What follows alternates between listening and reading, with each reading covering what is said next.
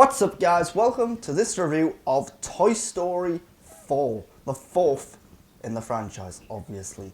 In this century, Bonnie, the new owner of the toys, is starting kindergarten, so Woody decides to tag along, and along the way they go on a little road trip adventure. It's a very good, enjoyable, fun film. I do however think it's one of the worst Toy Story movies. I think it struggles to define what its purpose of existence is. After Toy Story 3, why do we need this one? And this film fails to really address that in a satisfying manner. But again, it's still a good film, and even as one of the worst Toy Story movies, it's still a good film. The problem though, the big problem, is that this film feels like it's treading on familiar ground a lot. It's touching on similar themes and moments and events. It's trying to tug on your heartstrings in the same way as previous movies did. It feels very repetitive. But again, what's there is good. It's just I feel like I've seen a lot of it before, just told slightly differently. Where this one kind of changes the format a bit is that it's less of an ensemble piece. It's less about the group of toys and more about one toy in particular, this time Woody. So if you aren't a huge fan of Woody, if you aren't a huge fan of Tom Hanks' portrayal of Woody, this probably isn't the Toy Story movie for you. This one's very focused, very specific on what it's about, who it's about. And that's also a little disappointing because I like the ensemble. I like all the other characters. I've got nothing against Woody. Woody's great. I like Tom Hanks and everything, but it's the relationship these toys have with each other. It's the fact that they're sticking up for each other. It's all the chemistry between them all. And a lot of these other toys, including like Buzz Lightyear, they're kind of only just here, there and there. Here and there. So it's a bit disappointing. It feels like they've been reduced to supporting roles. But I like the overall themes and messages of this film. It's all about purpose and existence, something the film itself is trying to convey. And I think the film struggles to really nail its point of existence, but in the actual film itself, Woody's dealing with that. Now that he isn't Andy's toy, now that he belongs to Bonnie, but because Bonnie's already got his toys, he's no longer like the top toy, she's no longer the chief of the toys, so to say. So now he's trying to figure out what his new role is and what his purpose of being is, because Bonnie doesn't seem to need him or want him as much as some of the other toys. Whereas with Andy, he was the main one. He was there for Andy. So I feel like the film does a good job of showing how Woody does feel like he's lacking a purpose or a reason to exist. So now he's trying to do whatever else he's got left to do. And it addresses these things really well. It's a Toy Story movie, so it does get emotional at moments. I don't think it's as emotional as some of the past films. So Toy Story 3, for example, really emotional towards the end. This film tries to replicate that a bit, and it just doesn't quite hit the mark. It still works, it's just not quite as good as the previous ones in terms of the amount of emotion that it managed to convey in me. I would, however, say this is one of the funniest Toy Story movies. It's really funny at times, but some of the jokes do outstay their welcome a bit. So there's a recurring joke about Buzz Lightyear, who is trying to listen to his inner voice, and so he keeps pushing the buttons on him, thinking that that's his conscience speaking to him, when it's actually obviously not his conscience. And yeah, this does convey Buzz Lightyear as a bit of an idiot, which is a little in contrast to some of the previous movies, but it's funny, but then they keep doing it over and over again. There's also a new character called Forky, who has a running gag about being trash and just wanting to be trash. That, again, it's funny, but they do it over and over again. So to touch on the characters a little bit more, again, this is all Woody's story, so all the other characters are in really small roles. Buzz Lightyear, one of the main characters of the series, is kind of just there for most of it, and because he's not the main focus, he does come across as a bit of an idiot in this one, which, like I said, is in contrast to what the previous films did. So I think if you're a huge Buzz Lightyear fan, you might be a bit disappointed by this movie, because all he really does is he comes on, does a joke, leaves. That's kind of his role in this movie altogether. There are a bunch of new characters though. I've mentioned Forky. Forky's great. There is the repetitive joke about the trash, which does put him down a bit, I think, but There are other ones played by Keegan Peele and Keanu Reeves as Duke Kaboom. They're great. Their three characters are the three best, funniest characters in this movie. I think everything they do is hilarious.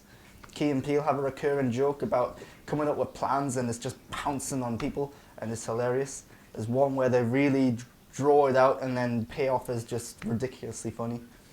There's also a new villain called Gabby Gabby, I believe, played by Christina Hendricks. Great performance by her. The character is, I say a villain, it's very debatable. Is she a villain? She's definitely not a hero, but she's maybe not quite as villainous as you first thought. And I really like some of the twists and turns they do with her character without getting into spoilers. I like what they do with her. They make her very sympathetic, very relatable, despite the fact that she is in opposition to the main characters. That's probably the best way to define her. She's not necessarily a villain, she's just not on the same side as the main characters. We also have the return of Bo Peep, and Bo Peep, she's cool now. Yeah, some people probably thought she was cool before. Personally, I didn't really think much of her, to be honest, but she's back. She's got a much bigger role in this movie. She's getting much more involved in like the action. She's got a lot of good jokes and one-liners in the movie.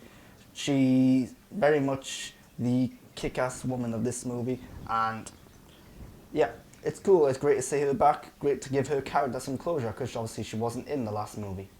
But with all these new characters and Bo Peep returning and the new villain and so on, like I said, the side characters do get underutilized. And because this could be the final Toy Story movie, obviously we don't know for sure, but because it's potentially the last one, it feels like a lot of the characters don't get closure.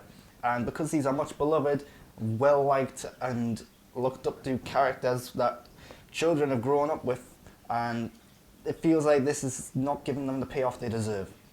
However, you could argue that maybe Toy Story 3 did that, and this is now just trying to give one character in particular a bit more payoff. So there is an argument that maybe they don't need the payoff, but I feel like if you bring them back, you've kind of got to do it again a little. So yeah, it's weird. But last thing I want to talk about with characters is the humans. Humans play a much bigger role in this movie than they did in the past ones. The humans are idiots. They're stupid, basically. And the problem is, the Toy Story universe, well, yes, you've obviously got to suspend your disbelief with this one, because obviously toys don't move around, they don't talk. So, but it's always been depicted as if this is like a real world and the toys happen to do this.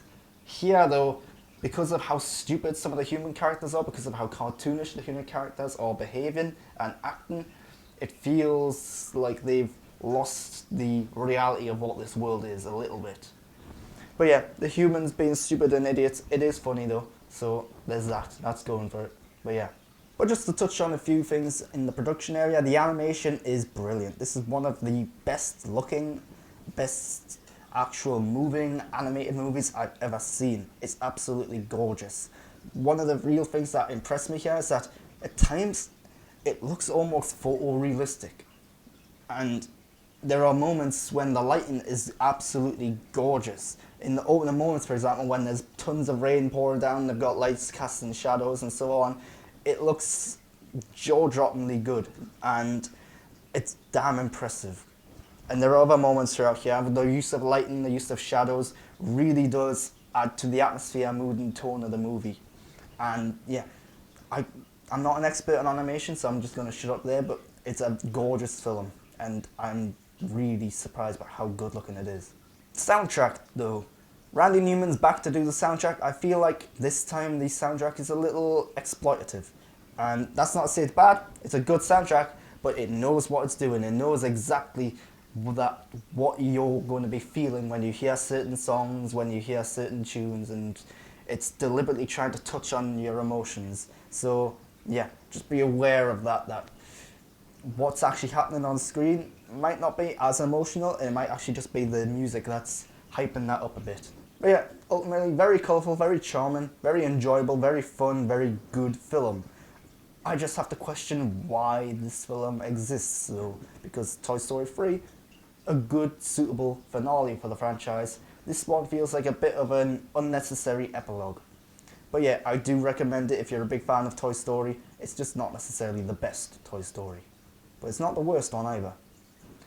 And I'm going to go into a few little spoilers now, so if you haven't seen the film, go watch it, come back, watch the rest of this. If you're going to leave though, I'm Grant Burton. You can follow me on Twitter and Instagram at @the_Grant Burton.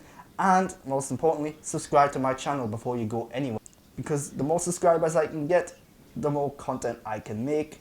And we all love that content. So it really just helps to show your support and appreciation. And yeah, I would appreciate any sort of support you want to give me, including comments and feedbacks down below. Let me know what you thought of Toy Story 4. But now it's time to go into the full spoilers. So you've been warned, full spoilers. So is this the final Toy Story? It certainly looks like it's the final one for Woody, and I kind of predicted that going into it. I kind of thought, right, that has to be what it's about, really. And because of that, the film is predictable. I could kind of see exactly where the film was going to end, and right from the word go, you can tell, right, this is Woody's getting his big send-off. And if it is the final Toy Story, it is disappointing that a lot of these characters don't have much closure unless you consider the events of Toy Story 3, in which case, why are we really seeing them all that much in this one? So I think Woody does get a good send-off in this movie. He does get one that left me feeling happy, but I would say that while this was meant to be like really upsetting and emotional, because of how predictable it was, because I saw it coming, that kind of robbed the emotion from the scene, I think. So that was disappointing. If they are going to be more Toy Story movies, I think they have to wait a while before they do another one. But I think it would also be smart to focus on new toys with new characters and new locations, completely away from Buzz Lightyear, Woody and Andy and all them lot. New voice actors, new toys, new stories. Because this one does tread on familiar ground. It feels like they've run out of things to do with these characters.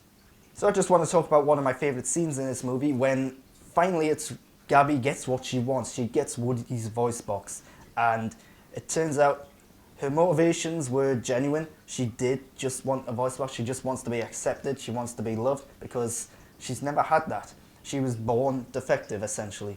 And one of the best moments in this film is the shock, twist, surprise moment when she finally meets a human who she would be perfect for. The human picks her up, puts the voice box on, and she just throws her away. And it's surprising and shocking, and it immediately makes Gabby sympathetic and relatable, and one of the best villains this series has had, I would say. Although debatable if she's a villain at this point. I would say she's not actually a villain. She is for like the first half of the movie, but then the second half she's not. But yeah, I really like that character. I really like what they've done with that to make her sympathetic, to make it more than just a villain, and it sets her apart from some of the villains of the past movies. But yeah, that's all I've got to talk about with Toy Story 4. I liked it, it's a good film, go see it. And until next time, thanks for watching, subscribe to my channel, yada yada yada. Bye!